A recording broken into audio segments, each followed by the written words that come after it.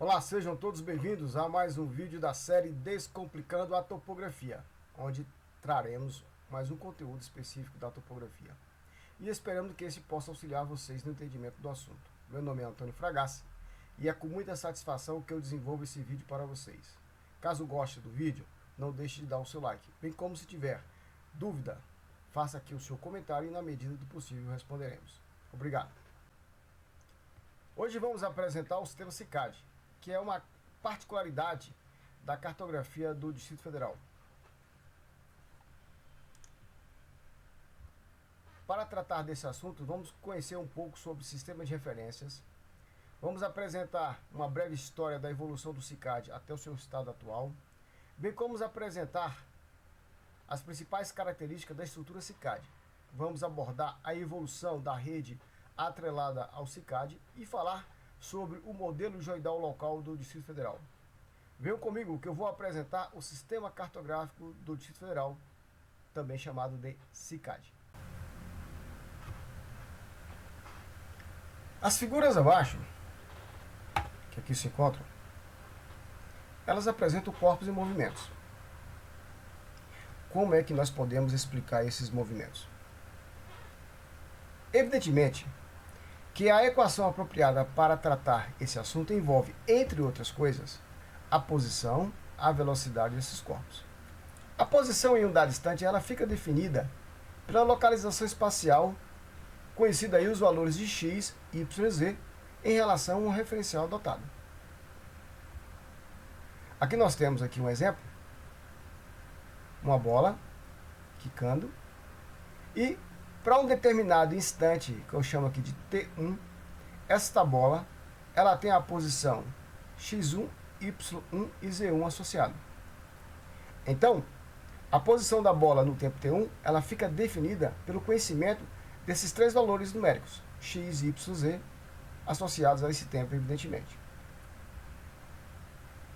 Assim, para que possamos fazer a observação e o estudo dos movimentos dos corpos, e não só especificamente dos movimentos dos corpos, né, mas qualquer outro estudo que a gente possa estar atrelado a uma informação espacial efetivamente, é necessário que a gente crie um referencial para prover os dados necessários para descrever especificamente aqui no exemplo esse deslocamento.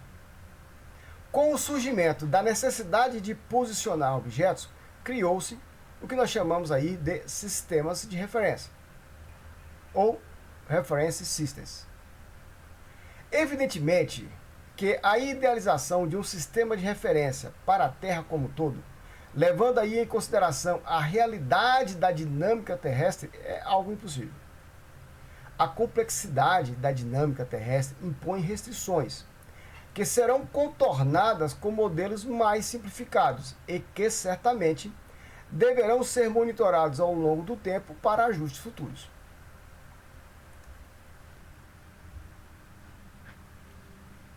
O sistema de referência ele é um conjunto de medidas e regras para o posicionamento de pontos na superfície física da Terra no espaço, de acordo com o sistema de coordenadas estabelecido. O Gomarasca ele dá essa definição para a gente de sistema de referência. Monico já diz que os referenciais eles podem ser fixos à Terra, também chamado de terrestre ou terrestrial, ou inerciais, que são aqueles fixados no espaço, celeste ou celestial. Conforme Segantini, os sistemas fixos à Terra são denominados de sistemas terrestres de referência, conhecido na literatura como Conventional Terrestrial System, e são usados para o posicionamento a partir de estações de observações e para a descrição de resultados da geodésia por satélite. Ainda aí pelo mesmo autor, atualmente, esses sistemas eles são conhecidos como sistemas de referência terrestres convencionais, ou Conventional Terrestrial Reference System. Para a idealização de um sistema de referência terrestre convencional, faz-se necessário a adoção de um modelo terrestre, estabelecer a origem do sistema, evidentemente, prover uma escala para o nosso modelo e fazer a orientação desse modelo e também acompanhar a evolução temporal desse sistema. Então, né, precisamos de um modelo terrestre estabelecido, basicamente um elipsoide de revolução, estabelecer a origem do sistema, que normalmente, na grande maioria das vezes, é o centro de massa, né, da Terra como um todo. Encontrar uma escala, e essa escala muitas vezes está atrelada à questão do tempo efetivo. Orientar isso, ou seja, orientar em relação ao polo médio terrestre, em relação ao plano equatorial, e ao longo do tempo, sabemos que a dinâmica terrestre vai acabar alterando, né, as redes na qual também são fundamentados esses modelos, e a gente então precisa conhecer, né, como que essa coordenada está exatamente evoluindo ao longo do tempo. Então, tudo isso aí é necessário e é preciso. Segundo Segantini, as principais características de um sistema CTRS são: primeiro, sistema geocêntrico. Olha só, centro de massa definido para a Terra, incluindo aí oceanos e atmosfera. A unidade do comprimento é o metro. Essa escala ela é consistente com a coordenada de tempo do TCG, para um referencial geocêntrico, de acordo com as resoluções do IAU e IUGG de 1991. A orientação ela obedece ao Bureau Internacional de l'Eau para a época de 1984. A evolução temporal da orientação ela não deve permitir rotação global residual com respeito à crosta. É o que se convencionou aí no net rotation. Então, o sistema ele permanece exatamente consistente, né, não provendo rotação, né, entre um momento e o outro momento. Quando o CTRS ele é adotado, deve-se realizar, materializar e densificar o mesmo por meio de vértices em campo. A realização aí de um CTRS, ele consiste na estruturação dos dados, cálculos, informações, processos e métodos para o objetivo específico, criando o que ele chama aí de ITRS, International Terrestrial Reference System. A materialização efetiva do CTRS cria uma rede estruturada denominada de ITRF, International Terrestrial Reference Frame. Então, nós temos aí três coisas distintas.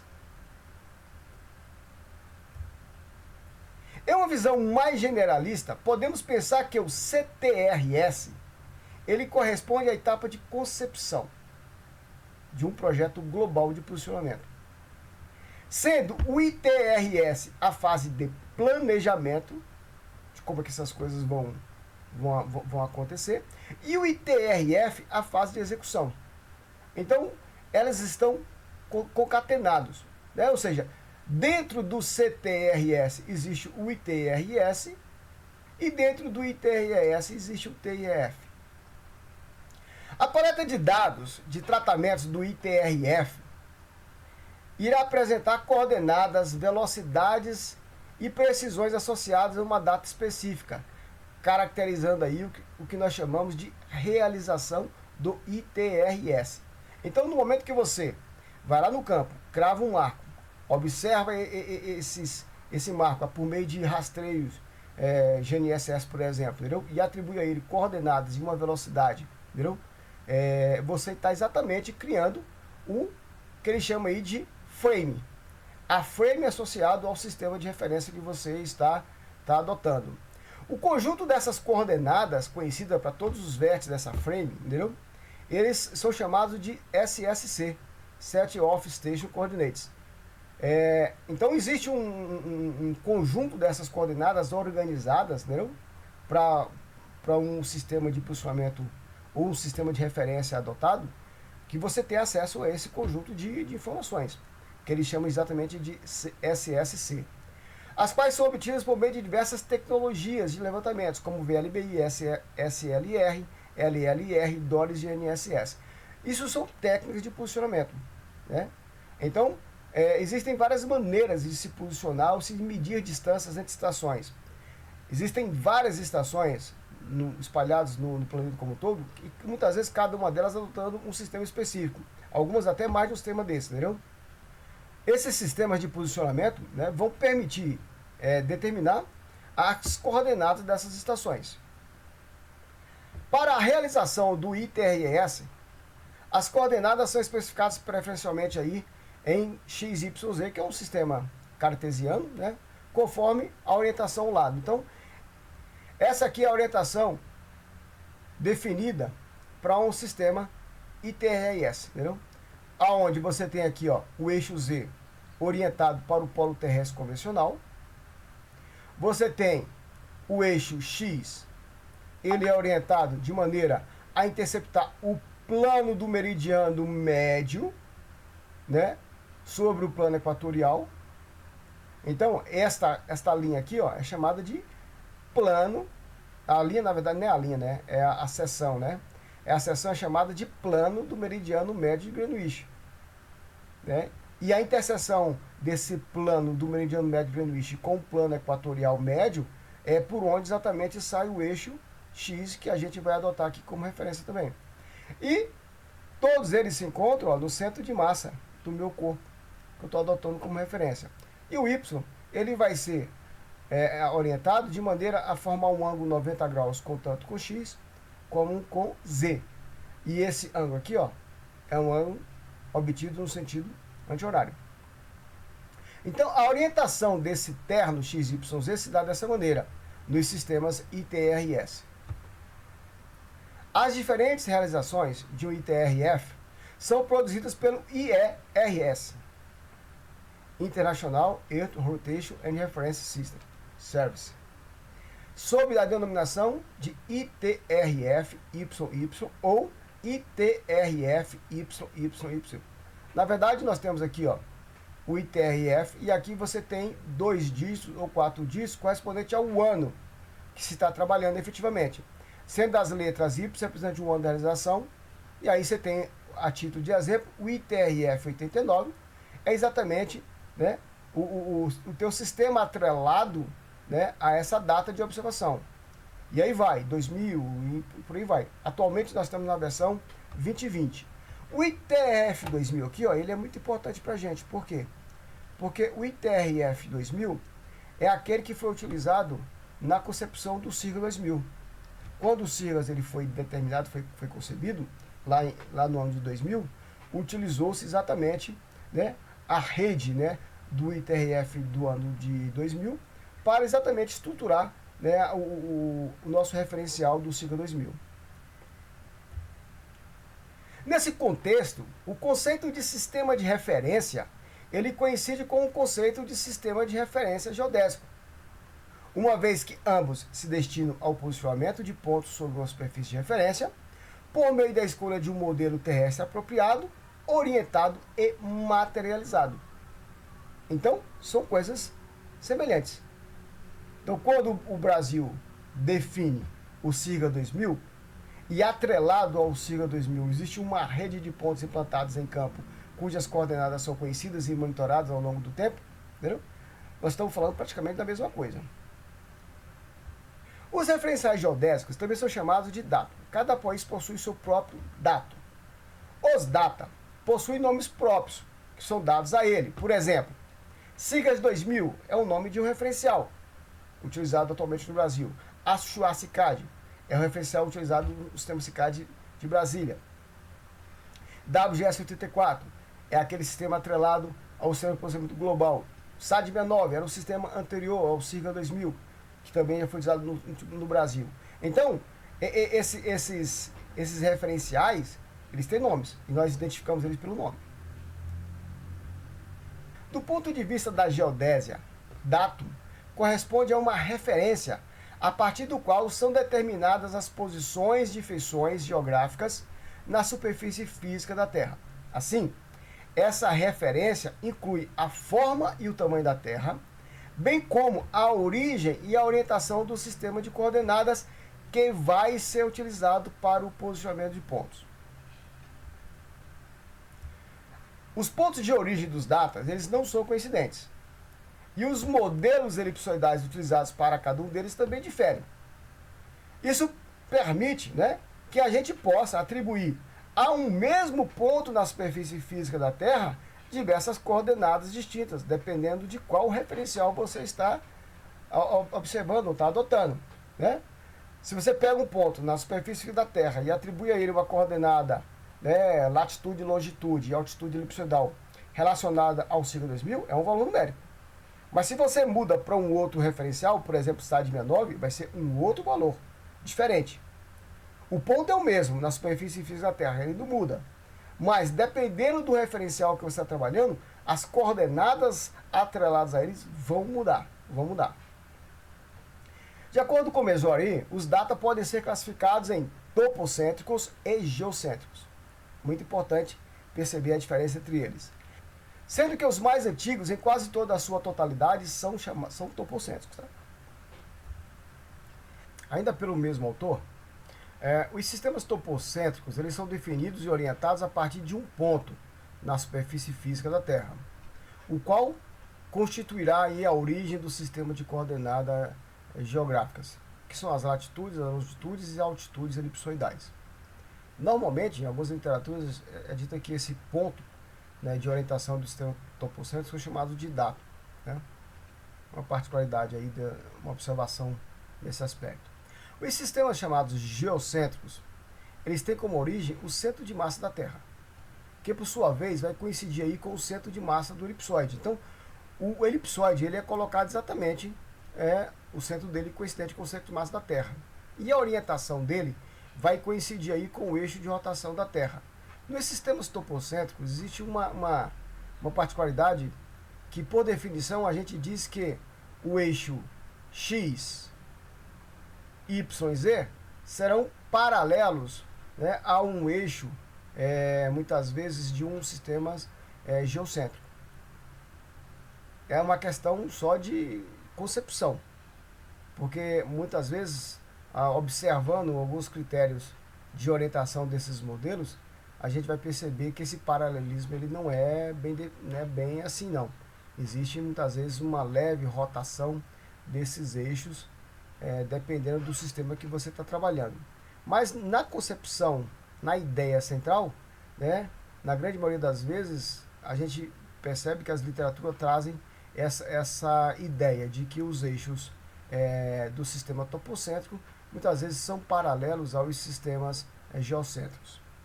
Eles só estão em coordenadas, a origem deles em posições distintas.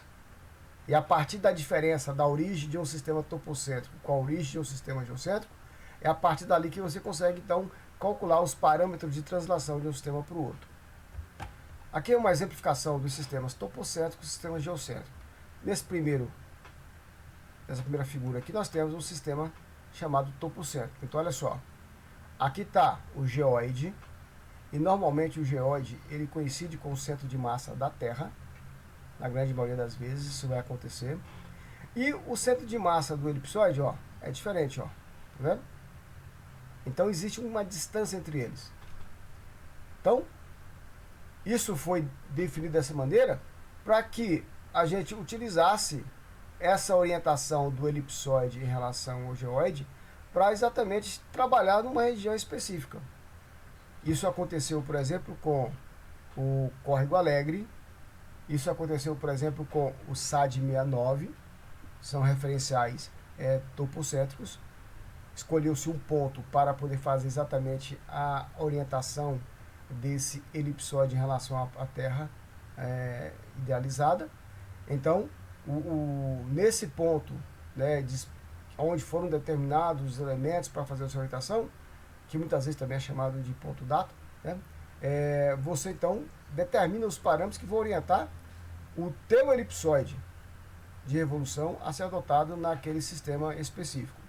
Quando o sistema é chamado de geocêntrico, né, nós temos a coincidência do centro de massa do geóide coincidente com o centro de massa do elipsoide. E normalmente o centro de massa do elipsoide vai coincidir com o centro de massa da nossa Terra idealizada. Ou seja, se você pegar a Terra real, determinar a posição do centro de massa dela, você coloca o elipsoide, o centro de massa do elipsoide exatamente coincidente com aquele ponto.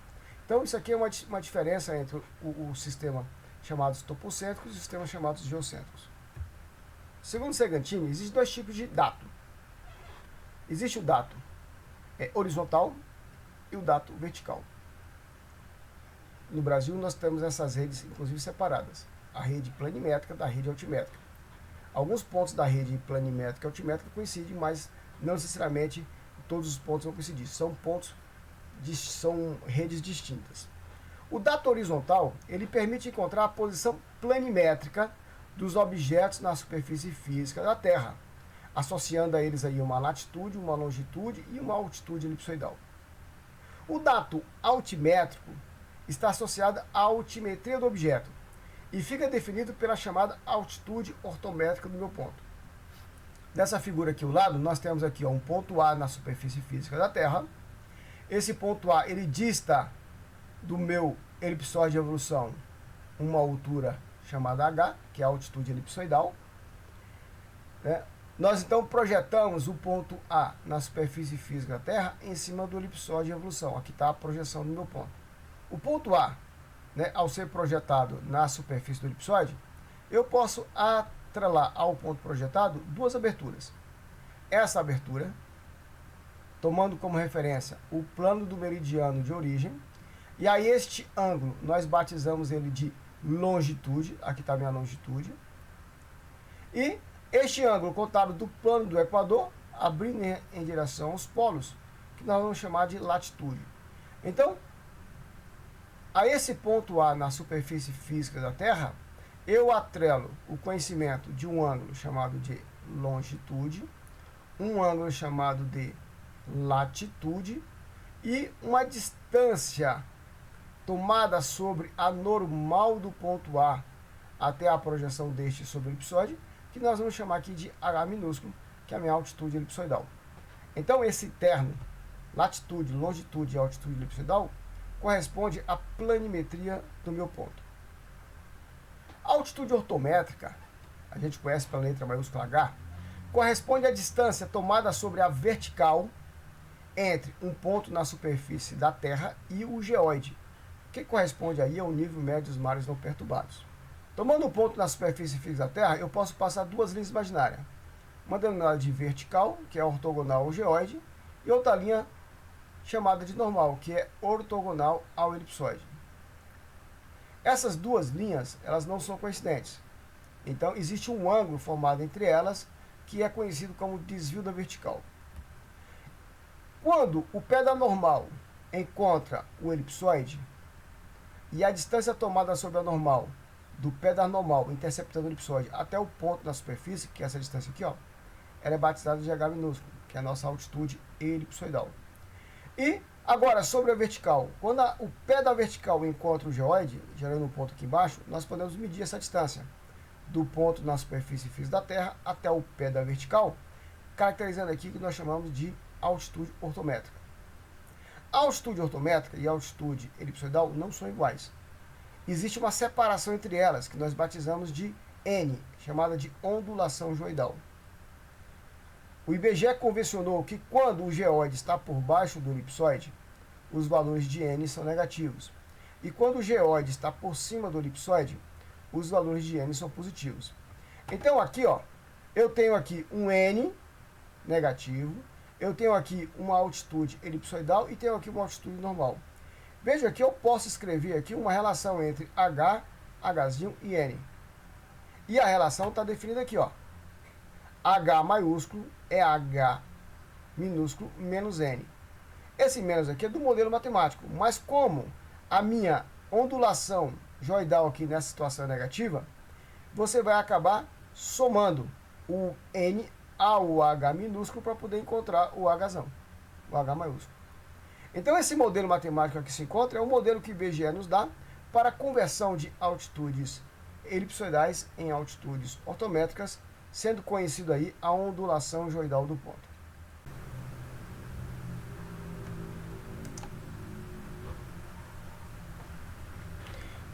Segundo a Codeplan, o sistema cartográfico do Distrito Federal, denominado CICAD, ele foi instituído em 1977 através do decreto número 4008 do governador do Distrito Federal.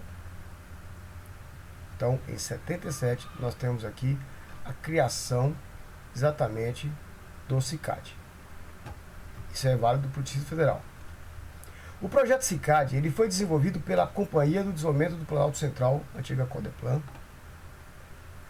e constituiu aí uma referência oficial e obrigatória para todos os trabalhos de topografia, cartografia, demarcação, estudos, projetos, anteprojetos, implantação e acompanhamento de obras de engenharia em geral, bem como o controle do uso do solo do Distrito Federal.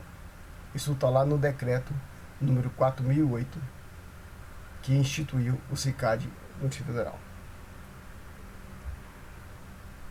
Ainda conforme a redação do decreto número 4008, o CICAD ele tem por objetivo, dentre outros, evidentemente, a vinculação de dados de diversa natureza a uma base geográfica através da cartografia temática, que foi objeto de programa específico. Desta forma, entende-se que CICAD não corresponde a um dado.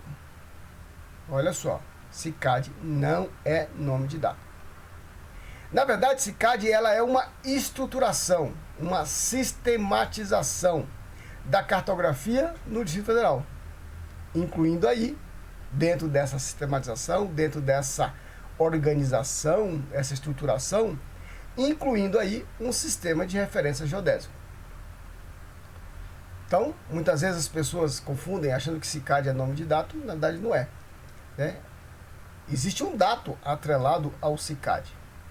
E a gente vai ver que esse dato planimétrico, ele mudou, né, durante a evolução do CICAD em Brasília.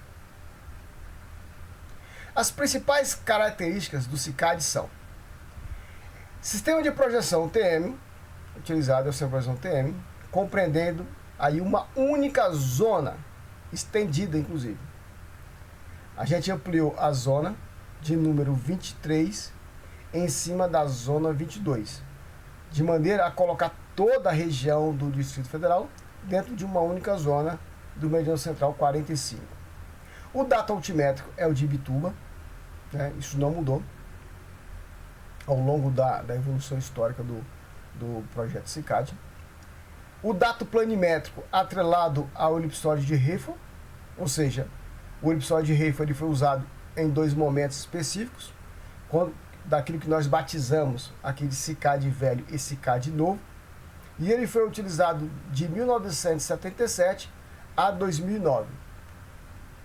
Em 2010, houve uma alteração do referencial geodésico do Distrito Federal, e aí o dato planimétrico atrelado agora ao CICAD foi o GRS80, que é o elipsoide atrelado, né, ao CIRA 2000. Isso a partir de 2010. Existe uma sistematização de articulação de folhas, desde da carta de 1 para 10 mil até a carta de 1 para 1000, todas elas baseando aí na subdivisão da folha ao bilionésimo. Vou mostrar mais depois como é que foi feito isso.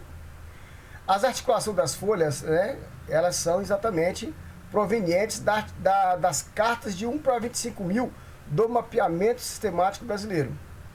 O mapeamento sistemático brasileiro também segue, né, o desmembramento das folhas de 1 para 1 milhão até a carta de 1 para 25 mil. E a partir da carta de 1 para 25 mil, faz a subdivisão das folhas de 1 para 10 mil. E aí, o CICAD então começa com as cartas de 1 para 10 mil, indo até a carta de 1 para 1000. A utilização do fator de KR para a redução dos dados ao plano topográfico local, isso é uma particularidade, né, do CICAD. As 244 folhas que compõem as cartas CICAD, cada uma delas tem um KR definido. Então, nós temos 244 folhas na escala de 1 para 10 mil, que depois foram subdivididas em escalas cada vez maiores, 5 mil, 2 mil e 1000. Essas são as principais características do CICAD.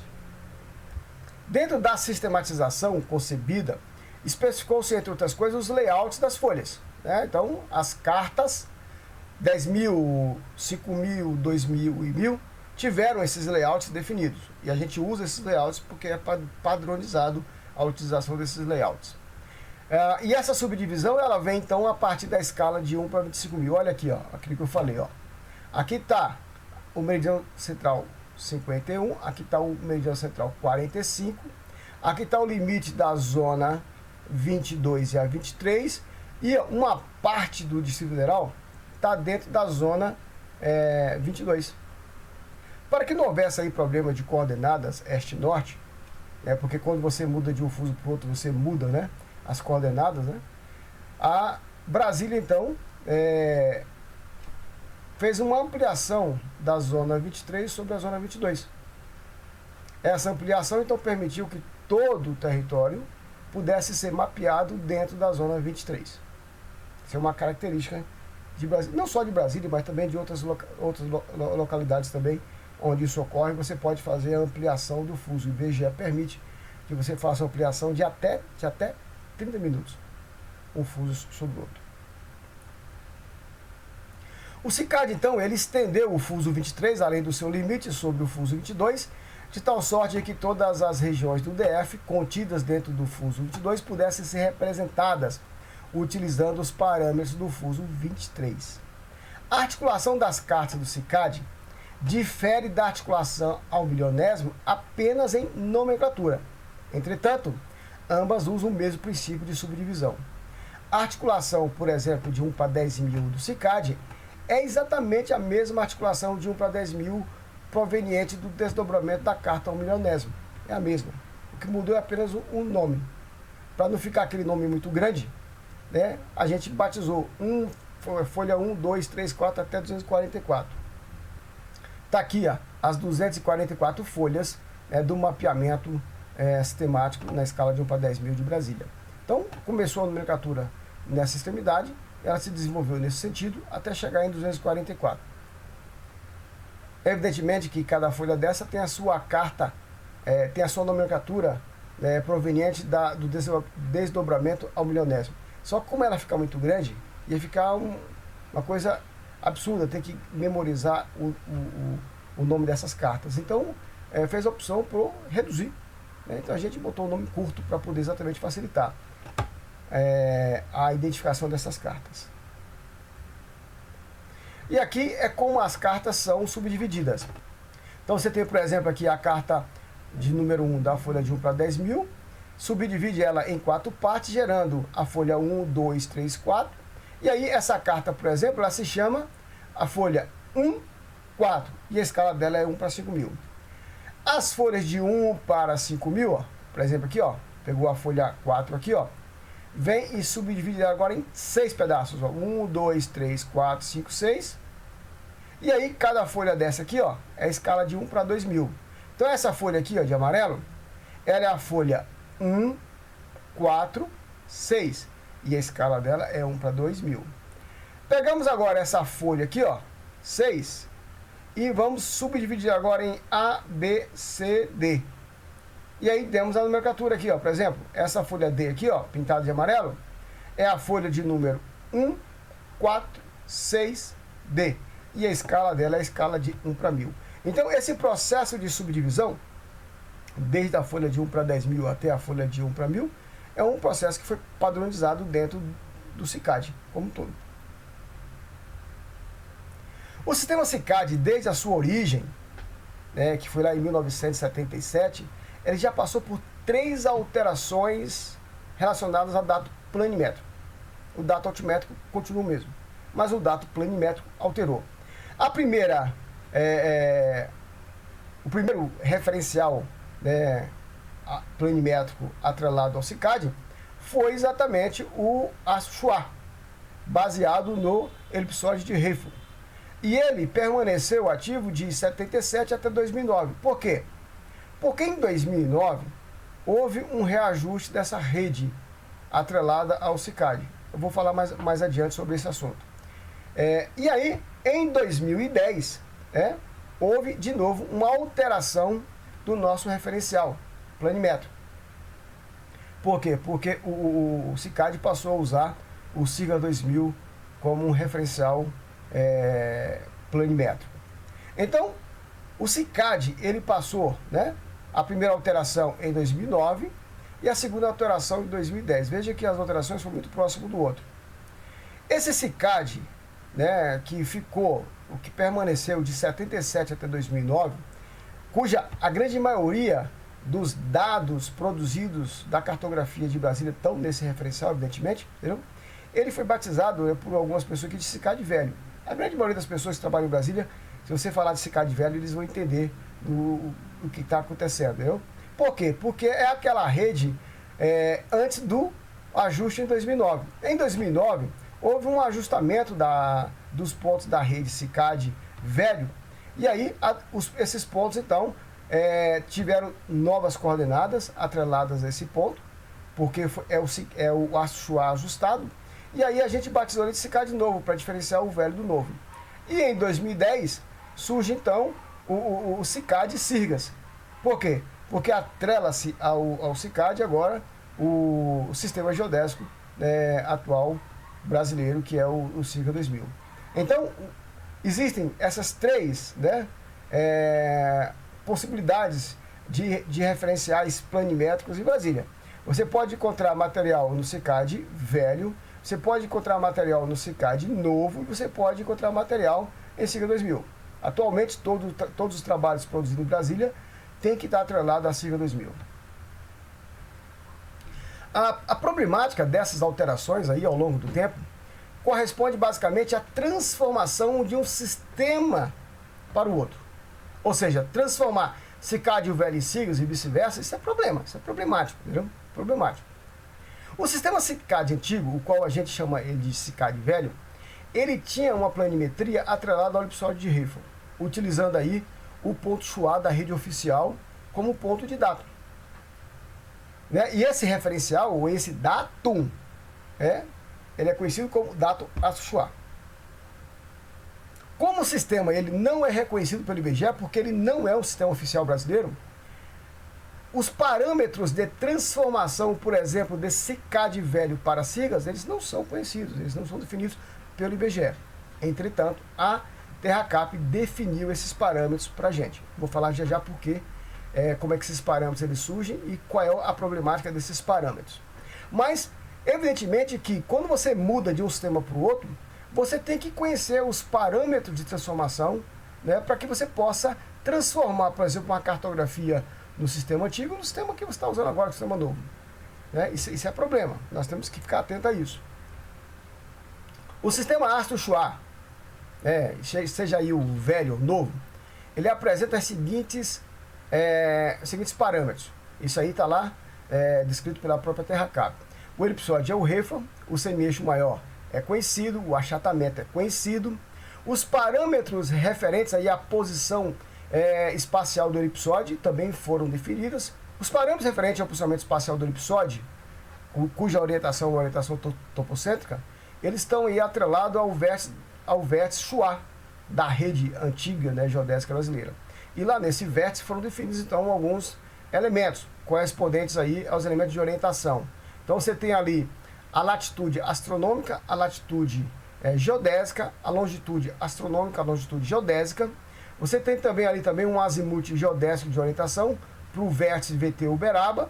E neste ponto especificamente, né, foi definido que a ondulação geoidal é zero, ou seja, a altitude elipsoidal e a altitude ortométrica dos pontos são exatamente a mesma coisa. Por definição foi estabelecido assim. Esse é os parâmetros, né, do dato atrelado ao CICAD, tanto ao CICAD velho como ao CICAD novo.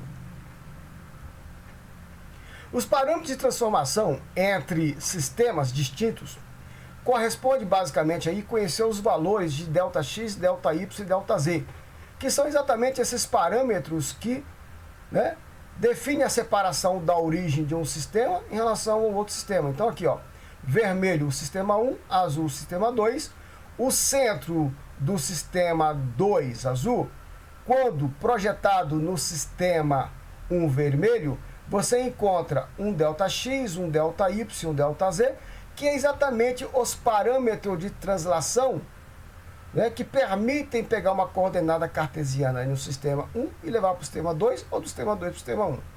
Então, para transformar um sistema no outro, eu preciso conhecer esses parâmetros. Se esses parâmetros eles não são conhecidos, eu não consigo fazer a transformação de um sistema no outro. O procedimento clássico para transformar um sistema em outro consiste em aplicar o seguinte fluxo. Olha aqui, ó. Você pega as coordenadas geodésicas de um ponto no sistema 1, transforma ela em cartesiana no sistema 1, pega agora os parâmetros de translação, ΔX, ΔY, ΔZ, do sistema 1 para o sistema 2 e aplica eles. E aí você vai obter as cartesianas deste ponto no sistema 2. Pega as cartesianas e transforma ela em geodésica, e aí você então vai fazer, né, a transformação dos dados de um sistema 1 para o sistema 2. Esse é o fluxo, né, que você tem que seguir para poder fazer a transformação de sistema. Então a transformação de coordenadas geodésicas em cartesianas e vice-versa, ela já é definida por modelos matemáticos próprios e disponíveis na maioria dos softwares de processamento de dados de topografia e cartografia. Então isso não é um bicho de sete cabeças, né? Você tem aplicativos para fazer isso. O sistema SICAD velho, a rede SICAD velha, vamos dizer assim, para ser mais exato, ela foi reajustada em 2009 e 2016. Então, olha só, ela teve 2 ajustes. A rede teve 2 ajustes. Foi o primeiro trabalho, né, na tentativa de se criar um sistema mais homogêneo. Isso aconteceu em 2009. E depois veio outro em 2016. Por que ocorreu 2 ajustamentos? Exatamente por causa das incertezas da rede, né? A rede originária do SICAD, essa rede, ela tinha tanta deformação que era uma coisa de louco, entendeu? Quem conhece bem a história de Brasília e trabalhou em Brasília, né, vai exatamente saber o que eu estou falando. A gente tinha pontos na rede aqui que tinham um deslocamento de até 2,80 metros. Quando você comparava uma coordenada rastreada de um vértice para um ponto específico e usava um outro vértice para rastrear o mesmo ponto, com equipamentos de GNSS, por exemplo, o GPS, que era o caso, né? A gente encontrava coordenadas que deslocadas até de 2,80 metros, entendeu? Então a rede antiga era extremamente deformada, né? Então, o que a TerraCap fez em 2009? Ela buscou um primeiro ajuste para poder tentar homogeneizar essa rede. Esse ajuste, ele não ficou muito bom. Já era uma coisa boa, mas não ficou muito bom. Por isso, em 2016, ele sofreu um novo ajuste para tentar melhorar a precisão da rede. Então, os produtos cartográficos produzidos de 1977 até 2009 têm como origem a rede de pontos de amarração atrelados ao SICAD velho. A gente chama de SICAD velho. Tem que ficar bem claro isso. O SICAD velho é aquele sistema cujos levantamentos foram amarrados a coordenadas que não foram ajustadas. O SICAD novo, ele ficou operacional, né, apenas de 2009 até 2010. Ele teve um ajuste, né, a rede foi ajustada em 2009, na tentativa de se encontrar um SICAD baseado no ASUA, né, ajustado.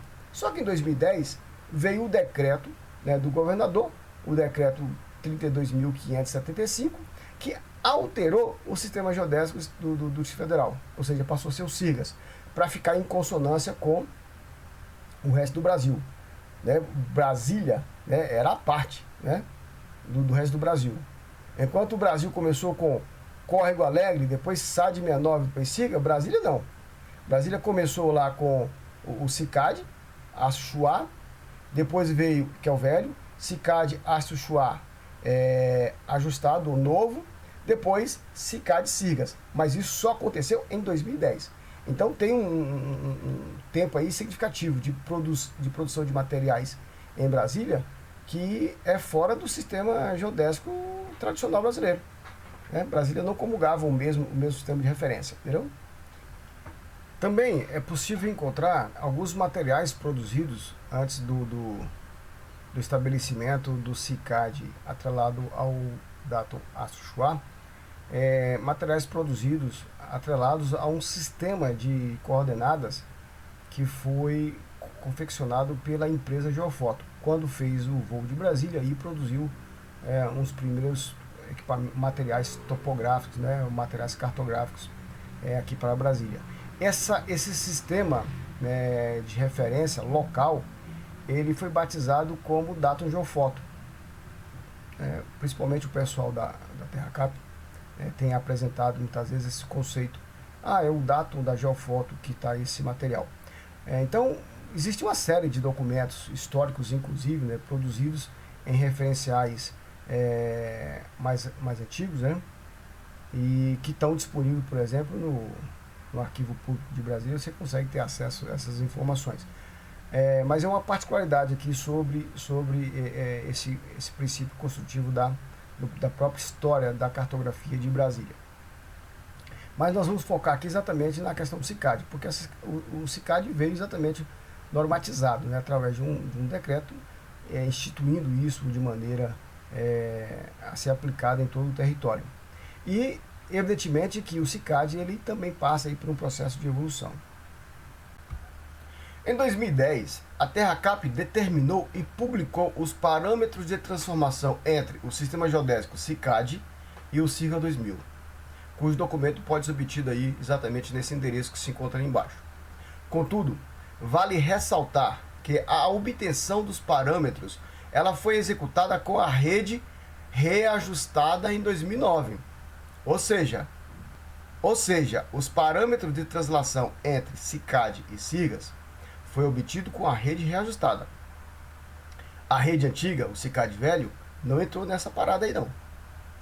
Então os parâmetros que a TerraCap nos fornece são parâmetros para transformar CICAD ajustado em SIRGAS. Aí ele funciona. Mas se você pegar o CICAD velho e aplicar esses parâmetros, não vai dar certo não. Então tem que ficar bem atento a esta informação importantíssima.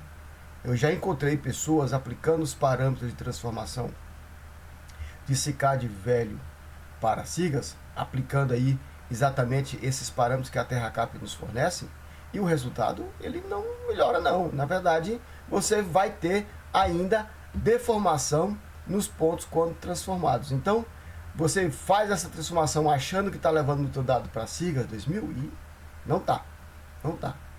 Então a gente tem que ter muito cuidado na hora de fazer aí essa transformação de CICAD para SIRGAS, principalmente se o teu dado estiver em CICAD velho. Então, a transformação CICAD velho para SIRGAS, ela deve ser feita utilizando uma outra forma. Não se deve fazer uso dos parâmetros definidos pela TerraCap para transformar CICAD velho em SIRGAS. Não vai funcionar. Você, na verdade, vai agregar um problema ao teu dado. Como é que nós vamos fazer isso? Isso aí é uma outra história, é um outro vídeo que eu vou explicar como que se faz a transformação de CICAD velho para SIRGAS. A rede primária do sistema CICAD, ela era formada por pontos oriundos de técnicas de levantamento distintos, envolvendo aí vértices de triangulação, chamadas redes NovaCap e rede CNG, pontos de amarração de triangulação em primeira ordem, pontos de poligonação e pontos de radiação. Isso tudo está um documento aí da Codeplan de 1976, que conta um pouquinho aí da história do sistema CICAD. Então, esses pontos, como eles tinham origens distintas e muitas vezes precisões também distintas, isso causou um problema seríssimo de deformação na rede. Evidentemente que as precisões desses pontos eram diferentes, bem como os vetores de erros possuíam comprimento e direções distintas.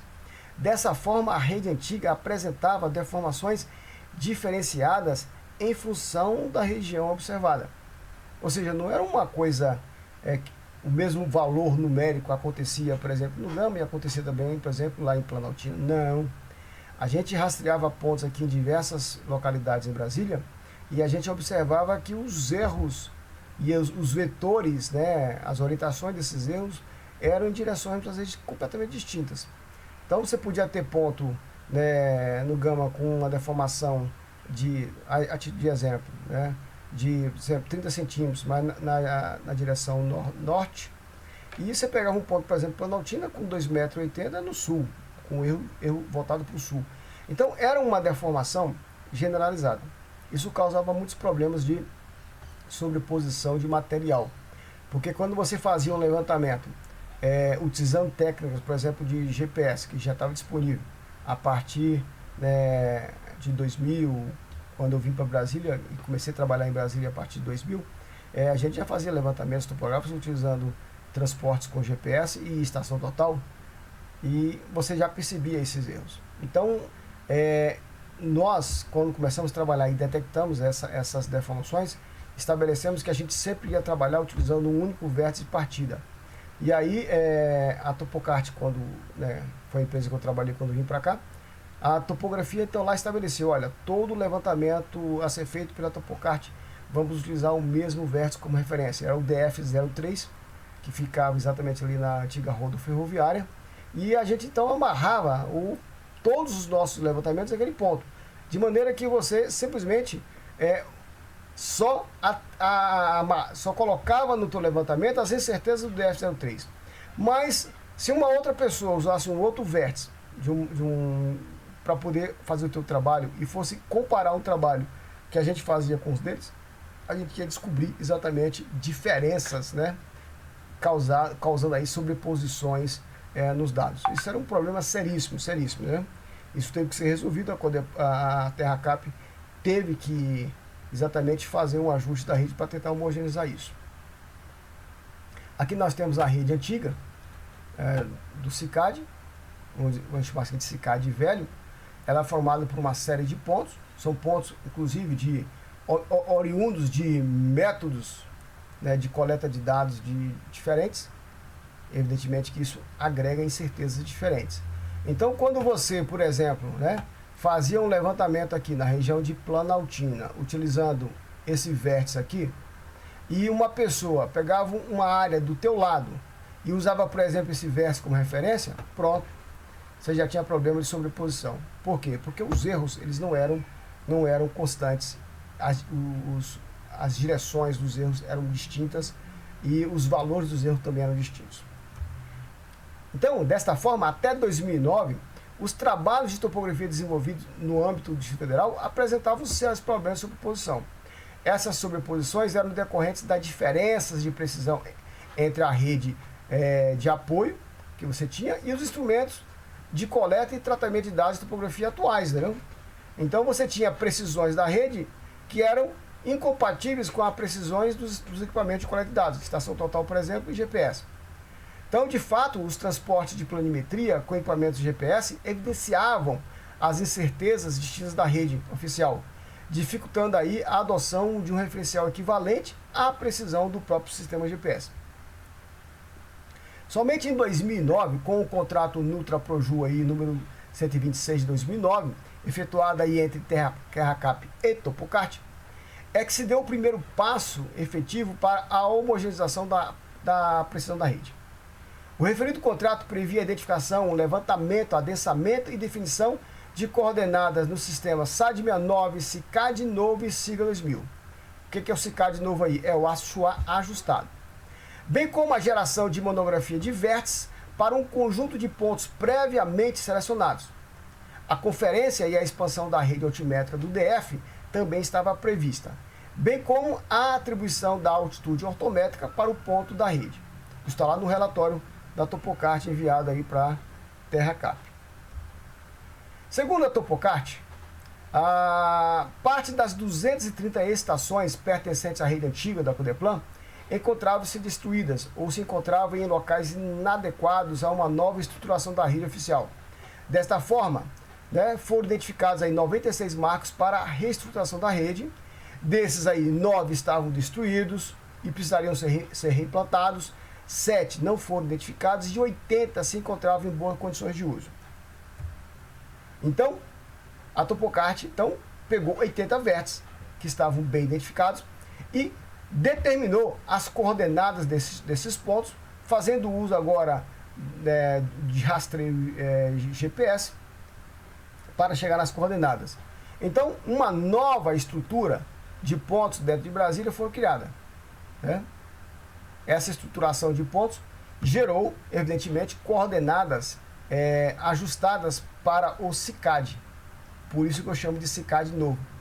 Porque aquelas coordenadas que esses vértices tinham era SICAD velho. Quando você rastreia esses pontos e atribui novas coordenadas, você reajusta a própria rede. Então é uma nova estruturação de rede. Então, SICAD velho, SICAD novo, são coisas distintas e diferentes. As precisões são distintas. A rede antiga era muito deformada, a rede SICAD nova já é uma rede mais homogeneizada, entendeu? E esse contrato Topocart com a TerraCap permitiu então que se criasse uma rede mais precisa e com coordenadas em três referenciais distintos: SICAD ajustado, SAD 69 e SIGA 2000. Aqui está um exemplo, por exemplo, da monografia que foi produzida nessa época. E aqui, ó, com observação, aqui você vê, ó, o ponto DF03, aqui, ó, ele tem coordenadas, ó, em SIGAS, SICAD e SAD 69. Essas coordenadas aqui, ó, SICAD, são coordenadas ajustadas. De acordo com o relatório da Topocart de 2009, e observando aí os resíduos dos vértices reajustados da rede oficial, a gente pode estruturar aí uma tabela contemplando exatamente esses resíduos. E aí eu fiz isso exatamente com os dados constantes nesse relatório. E aí chegamos à seguinte conclusão. A coordenada N, E e H, a gente tem uma média dos desvios aí de 0,14, né?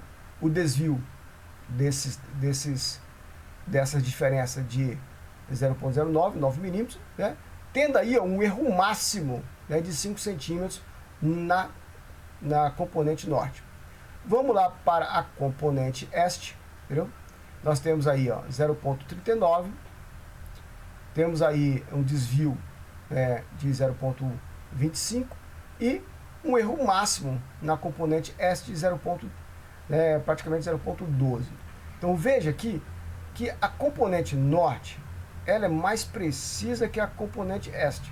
A componente este ela tem exatamente uma incerteza muito maior do que a componente norte. Você pensar aqui, você tem um desvio aqui, ó, de 9 milímetros para 25 milímetros. É uma diferença significativa. Na componente H, na planimetria, na altitude elipsoidal desses pontos, apresenta aí também uma média de praticamente 3 centímetros, um desvio de 2 centímetros e um valor máximo, um desvio máximo, né, de 9 centímetros em altimetria. Então essas são as incertezas, né, da rede reajustada, rede SICAD reajustada. Tendo aí como erro, né, com erro planimétrico de 0,42 milímetros ou 4,2 centímetros. Então o desvio médio em planimetria dos vértices da rede era de 4,2 centímetros, mas o desvio, né, desses pontos é de 2,7 centímetros. Então você tem uma média dos desvios de 4,2 e um desvio padrão aí de 2,7. Se você pegar o desvio padrão aí e criar um limite, né, de avaliação de erros grosseiros, conforme muitas vezes Gauss nos diz lá na teoria dos erros, há 3 desvios padrão, né, acima da média ou abaixo da média para poder perceber os erros grosseiros. Fazendo esse critério aí, eu encontrei dentro da lista, né, dos 80 pontos constantes no ajuste de 2009, 6 pontos que ficaram fora dessa curva. Ou seja, 6 pontos que estão acima de 3 desvios padrão, quando comparado com a média, mais 3 desvios padrão, você vai analisar, vai ver lá, tem 6 pontos fora dessa curva. Que era o DF09, o ponto 91,151, o DF114, o DF135, o DF143 e o RN2263. Esses pontos eles estão além dos 3 desvios, muitas vezes estabelecido como o limite superior para avaliação de erros grosseiros. Esses pontos, evidentemente, eles têm problema. Porque se a gente utilizasse um critério mais restritivo, por exemplo, 80%, né, considerando aí 1,67 de desvio padrão a partir da média, a gente poderia encontrar mais pontos problemáticos. Mas eu estou usando o critério estabelecido, né, por Gauss. 3 desvio padrão como sendo o o limite para detecção de erro grosseiro. Essa é a rede de reajustada em 2009.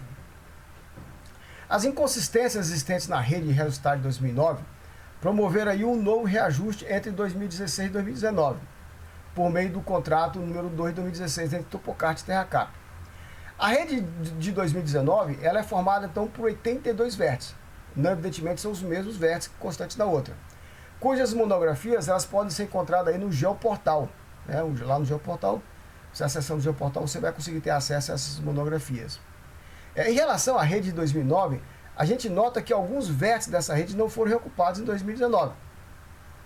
Ou seja, alguns vértices da rede de 2009 foram deixados de fora, né? Criou-se, na verdade, alguns vazios, né, de apoio dentro de Brasília. Aqui está a rede de 82 vértices da rede de 2019. Né? Aqui nós temos aqui, ó, algumas regiões do DF que não tem ponto nenhum de apoio. Ou seja, não tem RN e não tem vértice SAT, por exemplo. Entendeu? Então, se você quiser fazer um transporte altimétrico dessa região, você seguramente vai ter que fazer pela compensação da ondulação geral, porque você não vai ter RN aí muitas vezes próximo para você fazer um transporte com nivelamento geométrico. Mas essa é a rede hoje oficial, é a rede que está disponível hoje no Geoportal e é a que a gente consegue obter dados dela. Eu, da mesma forma, peguei os desvios do ajustamento e fiz a mesma tabela. E aí, ó, posição norte, olha lá, média do desvio 5 milímetros, o desvio padrão desses dados deu 2 milímetros, o máximo foi 1 centímetro. Então veja que a precisão da rede melhorou muito, muito. Né? Quando você vai para a componente S, você percebe que aqui ó, dá 1 centímetro, né, a média dos desvios apresentados. O desvio aqui, ó, o desvio padrão aqui ó, já é 4 milímetros. Lembre-se que desvio padrão está atrelado à precisão. E que o máximo aqui foi 3,3 centímetros. Então, veja que ainda continua, né, a componente este possuindo uma precisão inferior à precisão da componente norte. A altimetria, ela melhorou, mas se você for observar, não melhorou tão significativamente. Vamos só observar aqui quanto que era os outros valores. Ó, a média era 2,8 com um desvio de 16. 2,7 com desvio de 16, desvio 9. Ou seja, melhorou um pouquinho a precisão. Mas a média ainda continua a mesma coisa. Continua a mesma problemática aqui. Então, o que nós podemos concluir da rede de 2016/2019 é que ela melhorou muito em precisão. Muito em precisão. E aí eu fiz aquela mesma brincadeira. Peguei o meu desvio padrão, 3 desvio padrão acima, e analisei, né, quais são os vértices que estavam fora desse intervalo. E para minha surpresa, eu tenho aqui 36 pontos fora dessa curva. Ou seja, aqui tem um problema aqui, né? Porque eu tenho 36 pontos que estão apresentando 3 desvio padrão, né, superior, né, à média estabelecida. Ou seja, existem pontos aqui que têm problemas sérios, né? Ainda que a rede ela seja uma rede muito mais precisa do que a rede de 2009, mas a gente aqui tem pontos que têm incertezas que tem que ser, de repente, estudadas com mais afinco, melhoradas, né, para poder você não ter aí uma discrepância de 3 desvio padrão. Porque a teoria do zero é bem claro. Se você tem uma massa de dados, estabelece a média da tua massa de dados, o desvio padrão disso, e pega o desvio padrão e analisa quais são as componentes que estão acima de 3 desvio padrão, né, a própria teoria dos erros diz que isso é caracterizado como erro grosseiro. Né? Então, aqui tem um indicativo de que tem problemas na rede ainda existente que tem que ser estudada, tem que ser melhor avaliada. Em relação à rede de 2019, podemos apresentar as seguintes características. Apresenta o cálculo da ondulação geoidal, porque todos os pontos foram nivelados geometricamente, né? Então isso é um fator muito importante para essa rede. Todos os pontos, né, como foram nivelados geometricamente e permitindo encontrar aí a ondulação geoidal, automaticamente eu pude gerar o meu mapa de ondulação geoidal, né, de Brasília.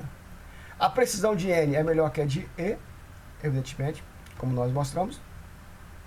A precisão da planimetria se equipara agora à precisão dos equipamentos GNSS, ou seja, o erro que eu tenho agora em planimetria, vamos pegar aqui o erro de planimetria, ó, 1,1 centímetro é o meu erro médio de planimetria, né? O máximo 3,4 centímetros. Quando você começa a comparar com os erros de transporte com equipamento GNSS, entendeu? Você vê que ele está próximo às incertezas do transporte com GPS, né? Ou seja, a atual precisão da rede hoje, ela é equiparada à precisão dos equipamentos de GNSS, entendeu? Então, bases de 5 a 25 km vão produzir exatamente aí incertezas equiparadas às incertezas da própria rede. As monografias dos vértices estão disponíveis no geoportal e as coordenadas estão apenas em sigla 2000, ou seja, não tem mais SAD69, não tem mais CICAD ajustado. Um dos produtos possíveis aí de se obter com os dados da rede de 2019 é exatamente o mapa de ondulação geoidal do DF.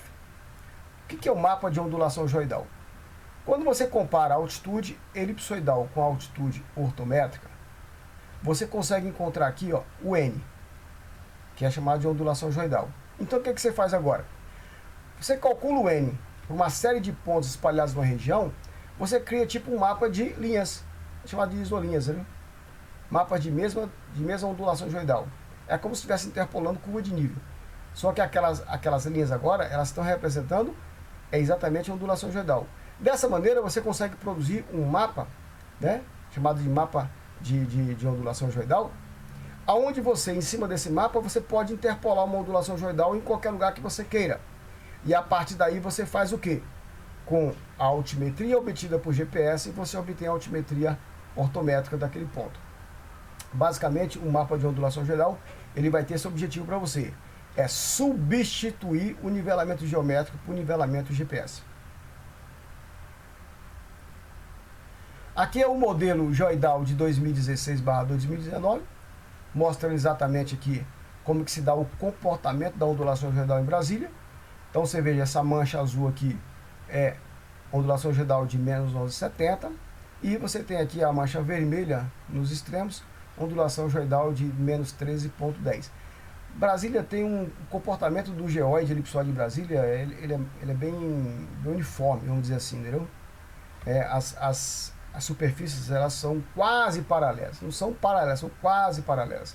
Você sai daqui, ó, de menos 11,70 para 13,10, veja que o comportamento dela é na direção nordeste, né?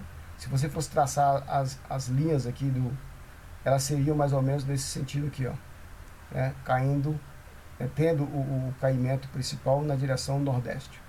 Essa é a característica do mapa geoidal de Brasília, obtido com os dados da TerraCap. Ainda que o modelo ele possa ser obtido, esse modelo da ondulação geoidal, falta aí a regulamentação do seu uso pelos órgãos competentes. De fato, é preciso fazer aí uma validação da precisão do modelo da TerraCap 2016-2019, bem como uma expansão da rede altimétrica do DF para as regiões de vazios altimétricos e um novo reajuste desse modelo. Silva, em 2017, e Almeida e Marota, em 2019, tem apresentado aí uma versão de um modelo geoidal local para Brasília, né? Particularmente aí a Almeida e Marota, em 2019, eles apresentaram um modelo denominado de I3G2, cujos resultados mostram uma maior aderência, né, à rede altimétrica do DF, quando comparado aí com o MapGel 2015, que é um outro modelo que a gente pode utilizar para determinar a ondulação geoidal. Segundo os autores aí, ó, o RMS desse modelo equivale a mais ou menos aí, ó, 8,5 centímetros, com desvio padrão de 5,4. Então, em tese, você poderia com esse modelo obter uma altitude, uma ondulação geoidal aqui em Brasília, com uma incerteza aí de 8 centímetros, né? Podendo ter aí uma variação de 5,4 acima ou abaixo. Ou seja, você pode ter aí até 15 centímetros de incerteza na determinação dessa ondulação geoidal. Em 2020, né, eu particularmente fiz uma avaliação da precisão do modelo geoidal da TerraCap 2016-2019 em uma área específica de estudo da urbanizadora Paranoazinho. Eu fui fazer um apoio para um voo fotogramétrico, eu tinha lá uma série de pontos, nivelei esses pontos, rastreei com GPS, obtive as ondulações geoidais e depois eu comparei as ondulações geoidais que eu encontrei com as ondulações geoidais do modelo da TerraCap. E aí, fazendo aí uma comparação desses modelos, e aqui está a nuvem de pontos que eu usei como referência, eu encontrei uma diferença média de mais ou menos 4 centímetros de diferença entre o modelo da TerraCap e a ondulação e o modelo local obtido com nivelamento geométrico e rastreio GPS, com um desvio aí de mais ou menos 2 centímetros. Então, o que a gente percebe? É que o modelo obtido pela TerraCap, por meio das ondulações geoidais, ele é um modelo que tem uma certa consistência. Entendeu? Não é um modelo ainda preciso, evidentemente, né, mas tem uma certa consistência. E em alguns casos, em algumas situações, ele poderia ser substituído ou poderia ser utilizado no transporte altimétrico, né, em detrimento de fazer aí nivelamento geométrico. Porque nivelamento geométrico dá muito trabalho, é muito trabalhoso, é oneroso fazer nivelamento geométrico. Entendeu? Você vai fazer um nivelamento geométrico de uma rede de 10 km, fazer transporte, você vai gastar um dia inteiro para você obter a altimetria do outro ponto. Com equipamento GPS, você vai fazer vai determinar a mesma altimetria aí com 40 minutos de rastreio. Então, assim, o tempo é muito grande, a diferença de tempo é muito grande entre um método e o outro. E muitas vezes as incertezas, né, no transporte com nivelamento geométrico e com o transporte com o GPS praticamente vai se igualar. Em alguns casos, né, isso aqui tem estudos particulares meus, aqui em Brasília, quando eu comparo o transporte altimétrico com nivelamento geométrico e com equipamento de GNSS, praticamente eu chego nas mesmas precisões. Então, é uma questão só de normatização, de poder fazer uso, né, desse modelo geoidal para poder diminuir o custo de execução de trabalhos de topografia aqui na região do Distrito Federal.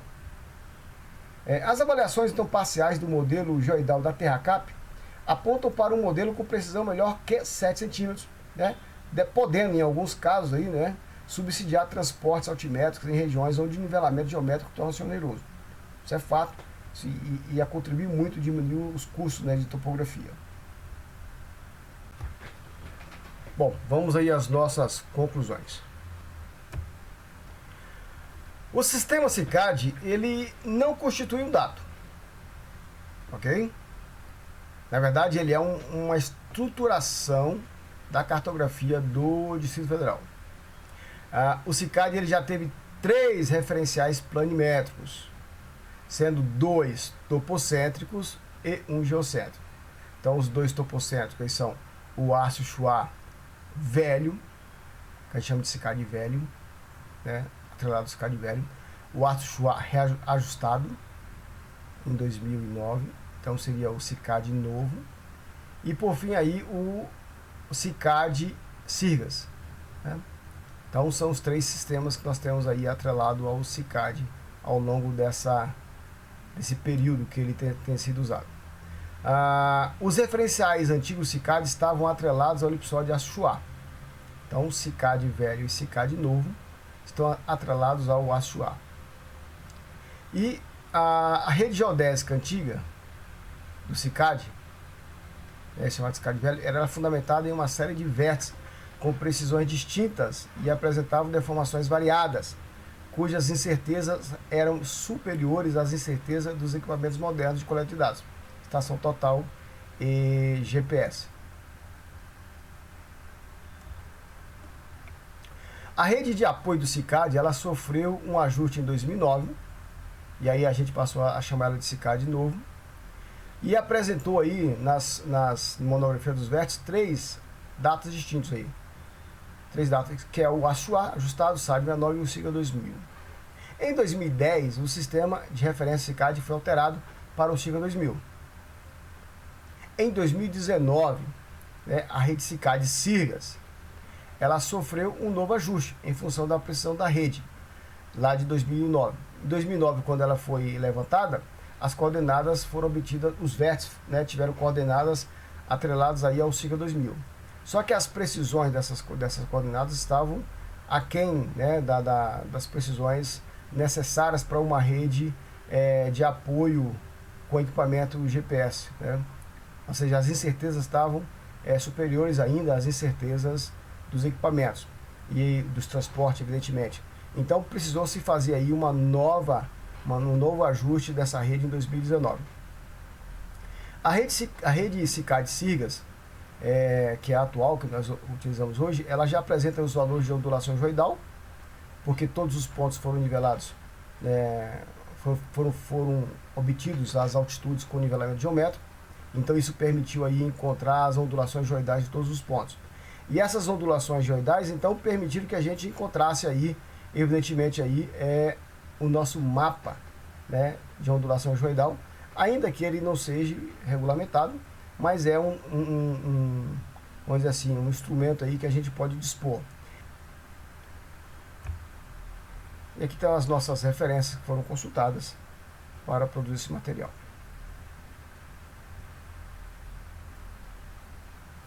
Então chegamos aí a mais um final de uma apresentação para vocês. Obrigado aí pela atenção de todos. Espero que esse vídeo possa ajudar vocês aí a entender um pouco sobre o sistema SICAD, para aqueles que não conhecem, evidentemente, torna-se aí uma fonte de informações importantes. Então, muito obrigado pela atenção de todos e espero vocês nos próximos vídeos. Até breve.